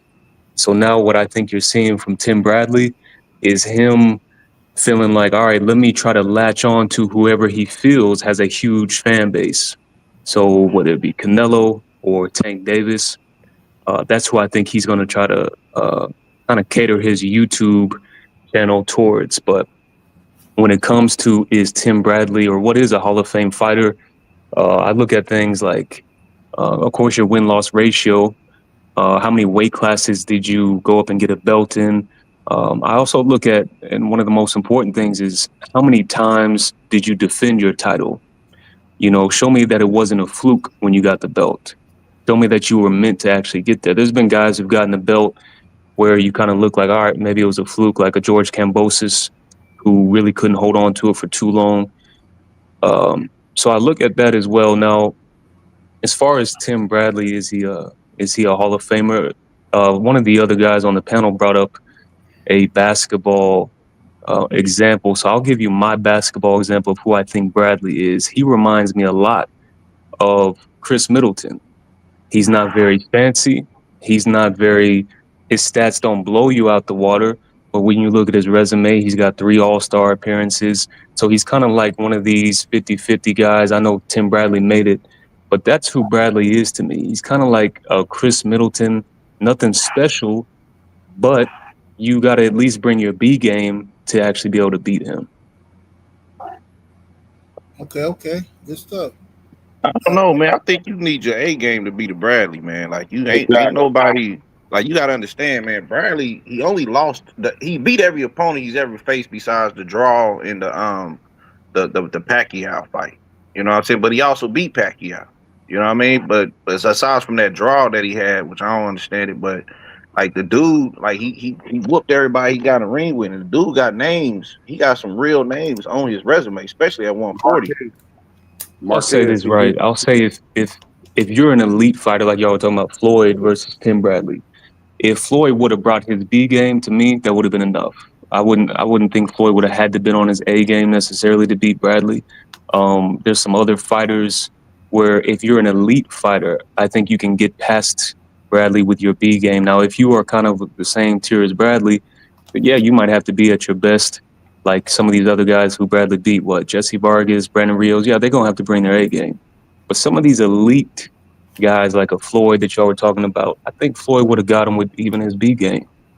I mean, but let's be honest though. It was only one elite guy. You know what I'm saying? Like, and that was Floyd. You know what I'm saying? When you look at everybody else around the spectrum that was fighting around that time, they kind of right there on par, or I would dare say a little bit under Timothy Bradley.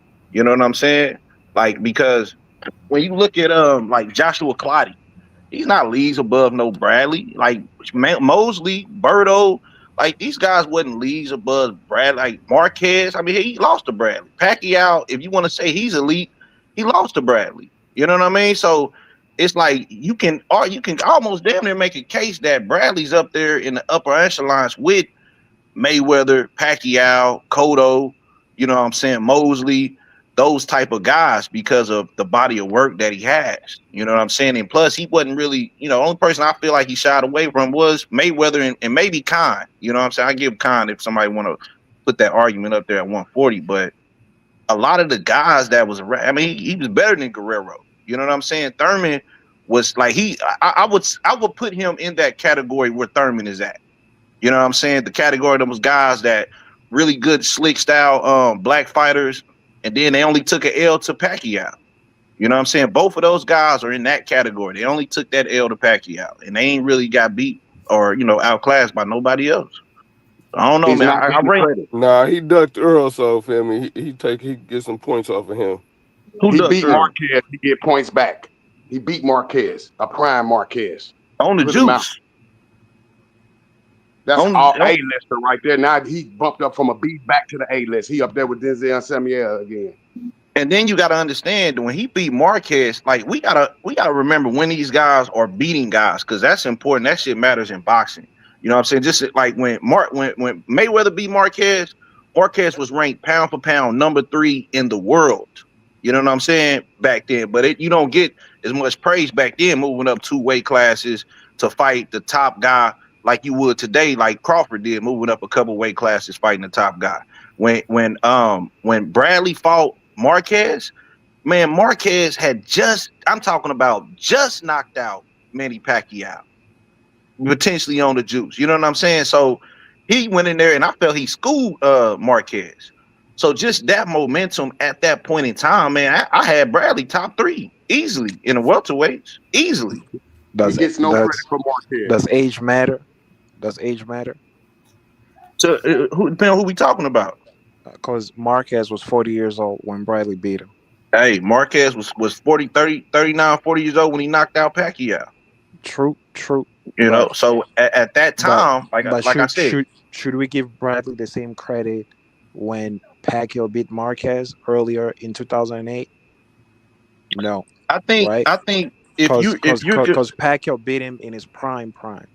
But Pacquiao beat him at a smaller weight class too, where Pacquiao was a lot faster. He was a lot younger. He was more vibrant. You know what I'm saying? Then even then, it was still controversial. You know what I'm saying? Especially the first and the third Marquez Pacquiao fight. True. But does age matter in boxing? I think we're all gonna say yes, right? It depends on who's fighting. It only matters if you lose, huh? It only matters if you lose, huh? Look how old Canelo was when he fought Floyd. True. He was young, right? Floyd was prime. In his but he was not that young. He was not that young. He already had hella fights and he already had a title. And he was in his 20s, so he was technically in his prime. And Floyd was 36 at the time. Exactly. And the reason why I say it depends on who you're talking about, because if you look at Ray Leonard at 36, he doesn't hold a candlestick to the Floyd Mayweather or the Terrence Crawford at 36. Yes, you know what I'm saying? We have better sports science today, better nutrition, better training mechanism. All of that counts.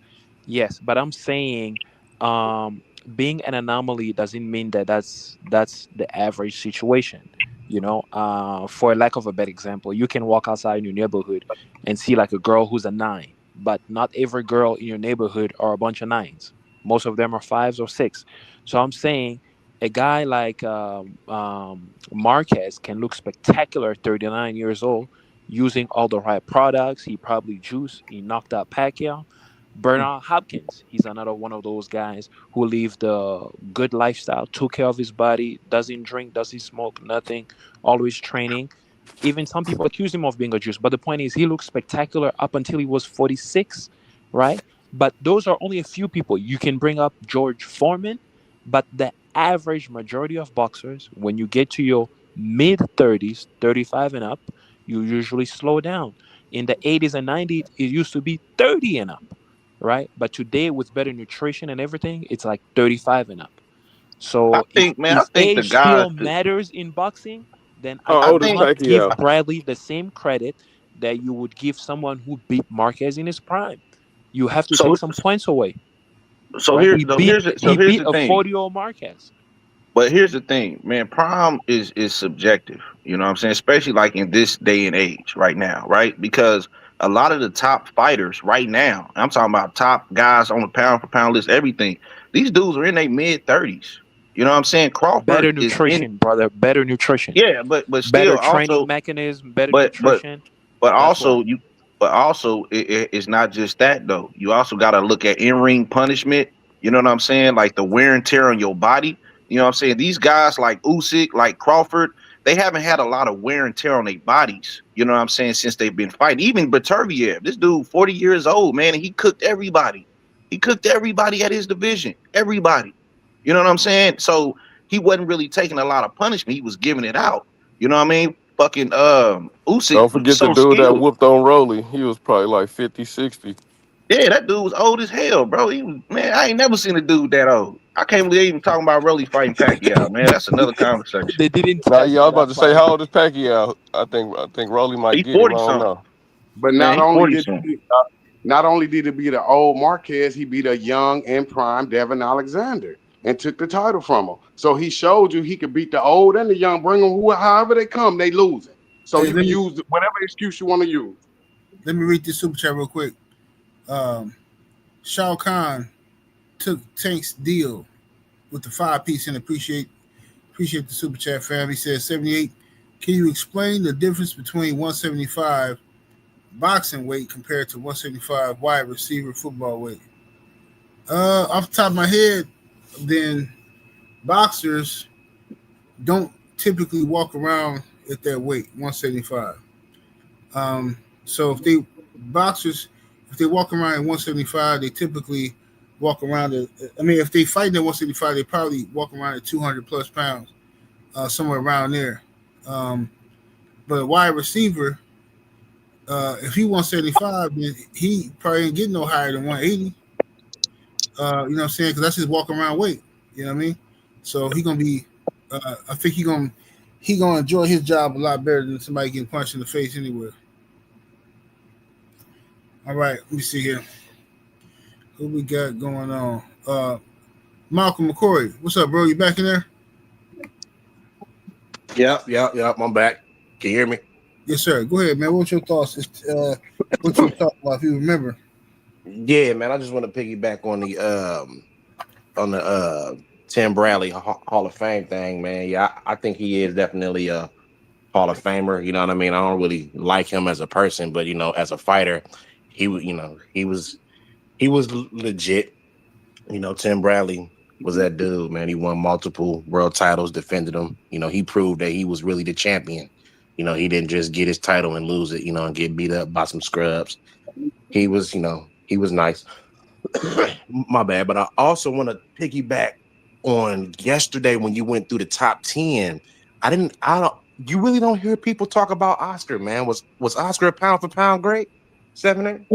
Um, Hell yeah. De La Hoya was a pound for pound great. If you're talking about, if you broaden out the range, Yeah. Right. from like 1 to 30, for sure. Yeah. Now, do you But think not in do you top 10. think Tim Bradley is better than Oscar? No, Hmm. I don't think Bradley better than Oscar. Yes.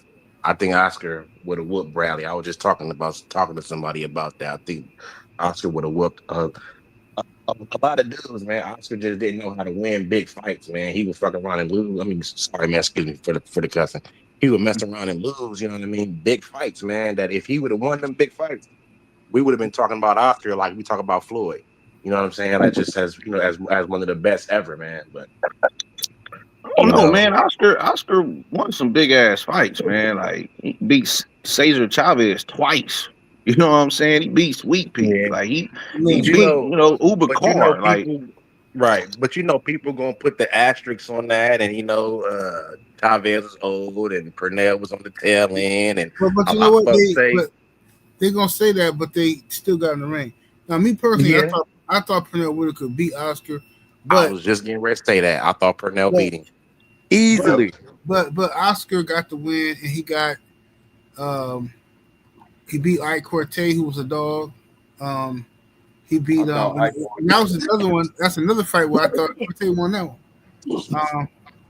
he beat Oscar Uber fought, Car. yeah, Obakar, yeah. Oscar fought a lot of people, bro. The man fought Pacquiao when he was Yeah. old, past it. He fought Pacquiao. He fought Floyd. The Oscar only took people he didn't fight was I feel like he didn't fight Winky Wright. That's probably like the only dude. Right. You know what I'm saying? But And he beat Vernon an Forrest, undefeated. Y'all got to remember he beat an undefeated, I believe, Fernando Vargas, didn't he? Wasn't he undefeated when he fought him? No, not at all. no, I think no. he had. I think he had a If he loss. wasn't undefeated, if he wasn't undefeated, he probably only had like one loss. You Yeah, know what I'm saying? Yeah. But Floyd the reason Mayweather why, Senior deserves credit for that. Give Senior his credit because he had him looking good with right? the defense. Yeah. He should have kept him. He would have won more But titles with Mayweather Senior. one of Yeah. the reasons I brought up Oscar, right, is because when you look at how big Oscar was, as far as a star, Oscar's one of the biggest stars we've seen. Like he's probably top 5, one of the biggest boxing stars ever. So with him being that big, he had the fame, he had the money. He definitely is a Hall of Famer. As far as accomplishments, he's accomplished it all. Why isn't he talked about as one of the top 5 or top 10 greatest of all time? I think it's because of those big fights that he lost. Now what happened was he just got engulfed with the stardom of Pacquiao and Floyd. Like they star power was so vast that it just trumped him. Because think about it, imagine if it was never no Floyd or no Pacquiao. It'd still be the Oscar De La Hoya name that's getting, buzzed Right. because he beat all the old legends, Hector Camacho, Sweet Pea, you know what I'm saying, Chavez and all them.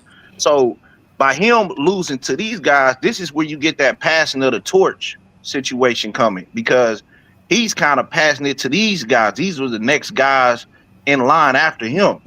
You know what I'm saying? So by him losing to them, just like with Oscar, just like with Canelo losing to Crawford. You know what I'm saying? It's kind of like a passing of the torch in a sense, a little bit, but only difference is Crawford just a lot older right now. But that star power had got passed. That's why Pacquiao and Floyd became the 2 hottest names in boxing right in 2008. That was right when Oscar's exiting. You know what I'm saying? And he just kind of, went for the money, but you can't deny the man's resume. That man's resume is fucking crazy, bro. Crazy. Yeah. I like Oscar. He fought B-Hop. Oscar fought everybody, man. Like you say, it's only a couple names you could probably say he didn't fight them, but I can't say he ducked them because the people he fought, you know what I'm saying? If you was a duck artist, you ain't fighting them dudes. But right. He ain't fighting no Trinidad. Right. You scared or undefeated Shane Mosley. Like what? Oscar wasn't scary at all. Oscar would get in the ring with anybody, bro. You know what I mean? So it's like with all that as a plus, do y'all think I don't think the minuses that's on his, that's against him, disqualifies him from being a top 10. Like, I could see people putting him in their top 10, and I wouldn't argue with that. Oscar was nice, man. I would definitely put him in the top 10 of American Mexican or just Mexican fighters. I will put him in the top 10 of that for sure. Yeah. Okay. All right, look, y'all. I'm gonna go through Tank resume real quick to see. I'm trying to find out where he started fighting people halfway good. You think I'm gonna start at Jose Pedraza? Is that fair? Who came first, Ricky Burns or Pedraza? Pedraza, I think, because back here he ain't fighting nobody. He fighting some scrub. These like some scrub dudes. Um, yeah, he fighting people on their debuts. Let me see here. And then Jose Pedraza, January 17th. Yeah, the rest. Yeah, Right. that's the best. Yeah, let's start with Pedraza. So what we're gonna do here? Y'all tell me if the names I read off are Hall of Fame worthy for Tank. If Tank was to retire after he beats Jake Paul, let's just assume he knock out Jake Paul, whatever. After that, he retires. Is Gervonta Davis a boxing Hall of Famer? He beat Jose Pedraza, Liam Walsh, Francisco, some chunk, Francisco. Fonseca. Yeah, that dude. Jesus Cellular, Trash.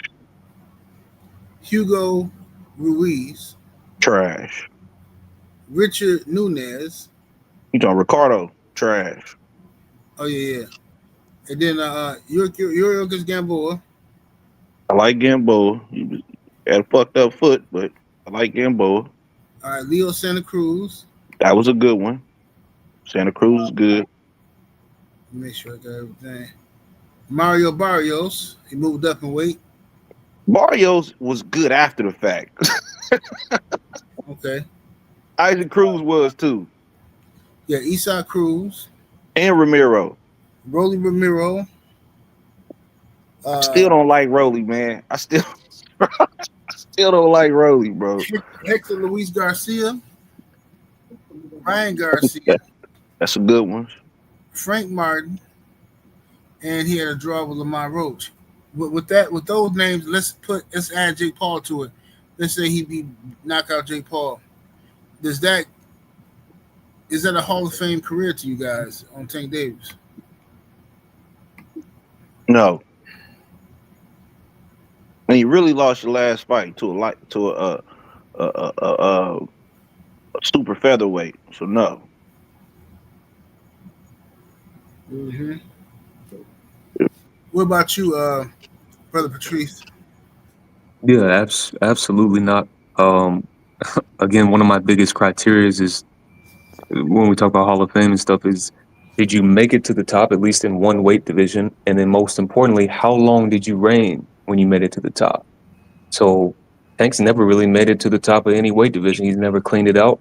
So I can't even talk about his reign there because he's never actually made it to the top in the first place. Yes, indeed. Malcolm McCory, what's your take? Is Tank a Hall of Famer if he retires after beating Jake Paul? He ain't did enough, man. Even if he beat Jake Paul in tremendous fashion, and you know what I mean, they break numbers and set records and do all that.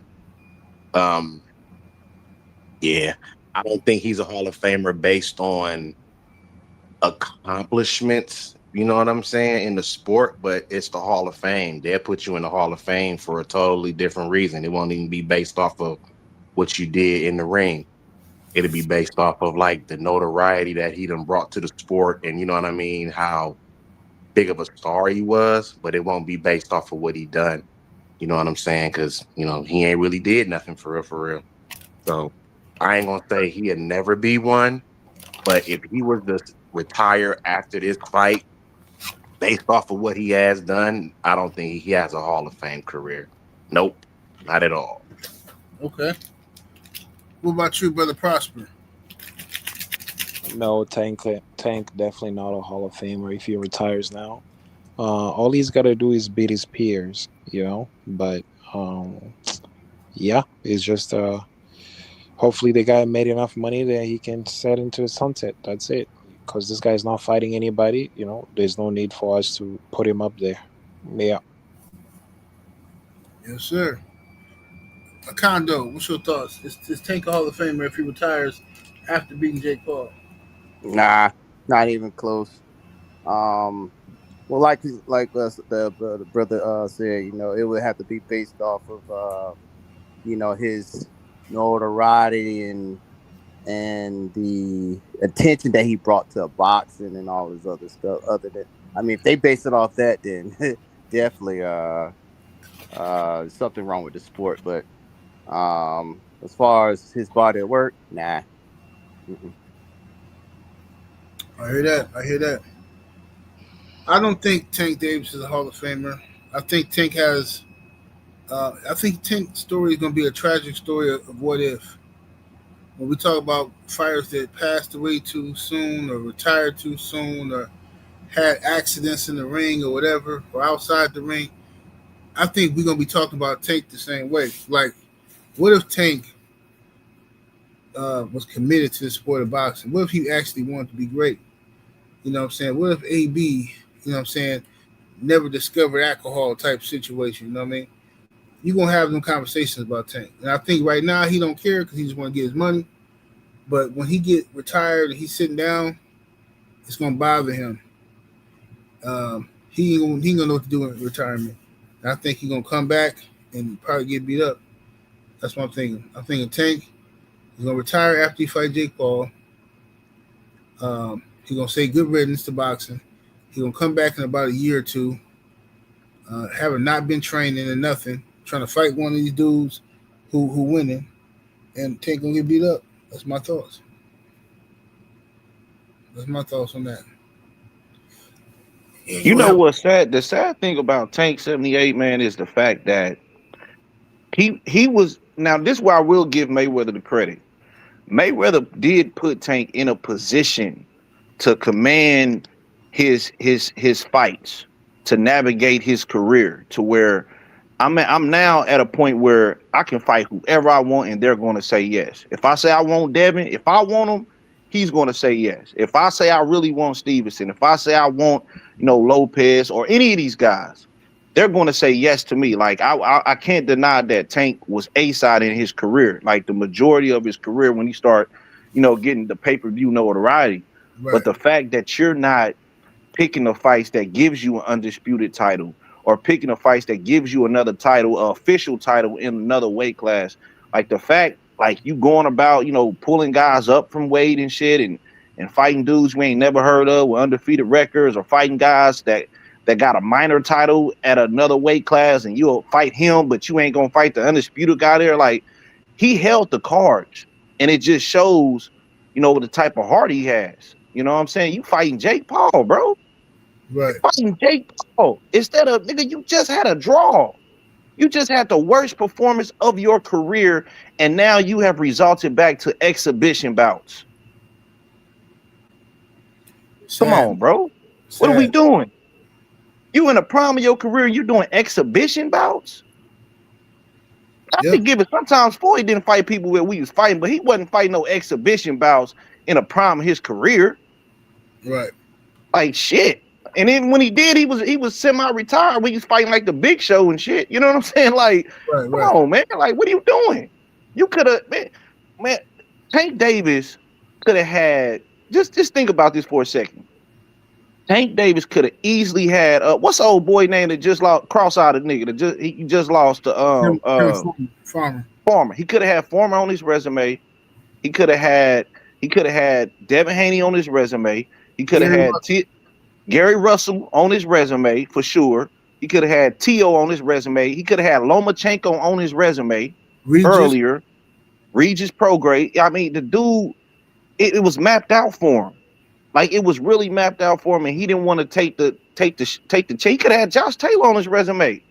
Ain't no way that if he would, instead of Barrios getting the call, Josh Taylor gets the call. You mean to tell me Josh Taylor's gonna turn down a Tank Davis fight? Come on, bro. He blew it. He blew his career. I don't want nobody say that. He blew his fucking career. How you one of the faces so-called of boxing and you don't have a stellar resume? Like, I mean, hell, Danny Garcia is gonna go down as a with a greater boxing legacy than Tank Davis. And that's a shame. And this is a guy that went and just fought Laura and didn't land a punch in one of the rounds that he fought him in before he got stopped. And this dude's going to have a better legacy resume and shit than Tank Davis. With Tank Davis's current resume, then, how many of these fighters like Tio Loma, Devin, and Shakur, how many of him with his current resume would you all say he would have to have beaten to be Hall of Fame? Just one of them? Just two of those guys? How many? Me personally, for Tank to be a Hall of Famer, he got to fight Shakur Stevenson and beat him for one. And then I think he should fight Teofimo Lopez, beat him. I'm not even gonna bring Devin up because I already know Tank, whatever, he's a little scary stuff, ain't gonna do it. It's too much weight, even though he's gonna go up to 195 and fight Jake Paul, whatever. But Shakur, Teofimo Lopez, beat both of them guys. Got rematch Lamont Roach and beat him. And I'll be happy with that. So two of those guys, and then Lamont redemption. Clean up the Lamont situation, beat Shakur, beat Teofimo Lopez. If he can do that, just that, I'll ease him in there. Okay, he may be Hall of Famer, maybe not. Whatever. But bro, you can't even do that, bro. And I'm lowering my standards. That's how bad it got. You can lower your standards for Tank, and he's still crybaby. So 78 is the win just enough, or does it need to be a title attached to the win? I want to see a title attached to it. Okay, and me too. Yeah, I want to see a title attached to it. See how that go. You know what I mean? But yeah, Tank, he got too many people he ain't fought. Way too many, man. Well, that Mag 7 dude who was on the panel the other week, he said that he went up to fight Jake Paul at that weight because it's not a real fight. So with that logic, all Devin Haney has to do is send a contract to Tank saying it's just an exhibition, and Tank won't have an excuse not to fight. Yeah, Tank he's thirsty. He needs some money. Man, if Tank took an exhibition fight against a real fighter in his weight class, like one of his compatriots, that would look so bad for his fucking right, career, but that's the only way it seems like you could possibly get this dude in the ring, because otherwise he's gonna make up an excuse. So if you say, all right, if Jake Paul is 195, if I say this is an exhibition, which obviously it wouldn't be when they stepped in the ring, but all right, if I send you an exhibition contract, you can't use that weight thing with me because you didn't use it with Jake. I mean, that's just how crazy we got to think about for things for Tank, because he's, like you were talking about, 78, you had to lower your standards. I'm having to try to get creative with contracts to try to get this dude in the ring. That's where we're at with this dude. No doubt. But I think what I think that Tank could do at the bare minimum to get into the Hall of Fame, and I'm going to give him the easy way out. Whichever weight class he chooses, just go to any weight class and become undisputed. If he does that, I ain't going to say what names or who to fight, because that's putting too much pressure on him. However he want to do it. Go to any weight class he feel like it, become the undisputed champion, he'll get in the Hall of Fame. But see, the problem with that is the last two weight classes that he's campaigned at, there was a window of opportunity to become undisputed in both of them. He could have fought Devin. He could have fought Devin Haney. He chose not to. He could have fought Josh Taylor. He chose not to. know. So it's like the shit that we want to see him do. Do he want to do it? That's the question. But you know how certain cats be. That's why I said do it however he want. He probably type of cat that'll wait until some guys that was real nice fall off and lose the title, and then the title be vacant, and he'll go pick up that one and then go fight another little chump that done picked up a title and go, you know what I mean? And, and go do it that way. So in the history books, he still became undisputed champion, but, we was there, we seen it happen. You ain't really fight nobody. I'm just saying what he can do at the bare minimum to get into the Hall of Fame.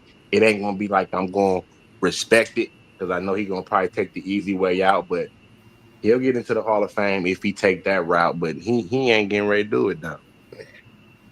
That's a damn shame that you gotta wait for a good fighter to lose to try to weasel in there and just so you can hope to get a title or like that's you know how dudes crazy, be, bro. You know Like how that, it be, bro. like that should say something. You know what? The more the Tank move, the better Devin Haney looks. You know what I'm Yeah, saying? bro. Because he took the Yeah. fights that you didn't take. You know what I'm saying? He Yeah. accomplished the shit that you didn't accomplish. He won a major title at 140. You won a minor title at 140. He became undisputed at 135. You still ain't. He ain't became unified at 135. You know what I'm Yeah. saying? Like this dude, like he's showing you it now. He's at his another weight class, about to fight a Yeah. champion in a third division. Like, come on, bro. Like, and this he ain't even a cash cow. He ain't even holding the cards like that, but he taking the fights. Yeah. Yeah. Tank gonna wait until some get vacant. Watch. Yeah. See, I'm telling you. people wish that Tank had the attitude Devin Haney has. That's what people want. That's what people was hoping for. You know what I'm saying? They wish that Canelo had the attitude Benavidez had. You know what I'm saying? Mm-hmm. Like the real fighters, like they at the top, but they not the top, if that makes sense. You know what I'm saying? Right. The guys that's looking for the Right. easy least resistance shit, those are the quote unquote top fighters. You know what I'm saying? But these guys are they Mm-hmm. picking subpar opposition. And then if they pick real opposition, they lose. That's the bottom line. So Yeah, Tank it's might not sad. be as good as we think he is, because if he was, he'd be fighting the guys that we call and see him fight. Mm-hmm. Yeah. It's common sense at that level. When you at the Canelo Tank Davis level, then the fight that's going to make the most money is the fight that the fans are calling for. Period. That's what's going to make you money. That's what's going to generate buzz for you and keep you going up. But if you refusing to face those guys, bro, how good are you? How do we know you're that good? You know what I'm saying? You Right. keeping belts hostage. You shying away from these guys. You pricing these guys out. You telling this guy he want a payday, even though every fighter wants a payday. Like, what are we talking about? You know what I'm saying? But you asking for the most money. So who really want the payday? You ain't gonna know how good these guys. That's an excellent point. That's my one of my main issues with Tank. You don't know how good he is. His fans will tell you he'll beat everybody. He'll knock this one out, knock that one out. But we don't know until they fight. You know, listen. When Mike Tyson was fighting Buster Douglas, I didn't have to watch that fight. I just knew Mike Tyson was gonna win. Right? So I thought. All right. Other fights throughout history, you looking at this. Oh, I know this person gonna win. He gonna win. He got this. And then something happened. An upset happened. Or people go in the ring and get exposed. Their weaknesses get exposed. Another fighter got look. Crawford keep doing it to y'all. Crawford keep on. No matter how many times you pick against him, this dude just keep defying the odds and beating these cats and beating the shit out of them too. So we don't know how good Tank is. Tank has an aura about him. I'm not giving him credit for something I didn't see him do. I'm not gonna just because now you going over into the zesty territory now. You just giving him credit for something because you now what are you basing it off of? How he looked? How much money he got? What are you basing this off of? So that's my issue with that situation. But I think yeah, man, I think Tim Bradley, I think he's barely a Hall of Famer. He is. I think that he's disgracing himself for defending Tank Davis and trying to co-sign this nonsense with Tank. Tim Bradley's trying to blow up on YouTube by any means necessary. So he got his eyes poked out every video now. Man, everything is so dramatic. Man, y'all better watch. Man, I'm telling you, man. It's just ridiculous. So he doing his best he can, trying to make sure he got a check coming in after ESPN get over with. You know what I mean? But I want to thank y'all brothers for joining me today on the panel. I'm from the kick back, relax, before I had to pick up my daughter. Much love to the chat, super chat, and everybody came through showing love today. Holler at y'all tomorrow, man. We up out of here. Deuces. All right, Peace. peace. Peace.